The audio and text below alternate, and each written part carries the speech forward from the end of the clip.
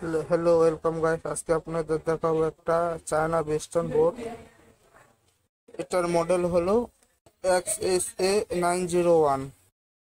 Sound quality অনেক ভালো, supply দেয়, নয়েজ হামিং আসে না।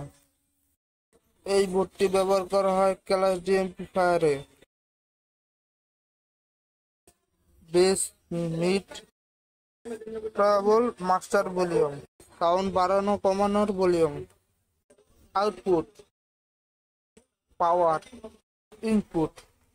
ইনপুট হলো অক্স বা ব্লুটুথের লাইন, আউটপুট হলো যেটা এমপ্লিফায়ারের ইনপুটে কানেকশন হবে। আইসি ব্যবহার করা হয়েছে NE5532।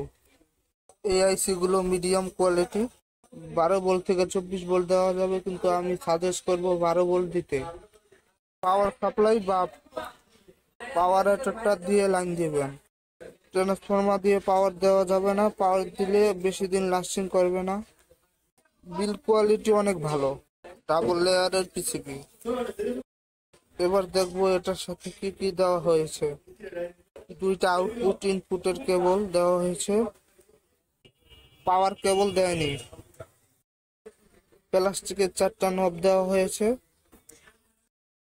4টা ওয়াশার আর 4টা লক নাট দেওয়া হয়েছে। এগুলো মেটালের তৈরি, বাংলা ওয়েস্টার্ন বোর্ডের থেকে অনেক ভালো সাউন্ড কোয়ালিটি দিতে পারে। এবার আসি এটার দুর্বল দিক নিয়ে।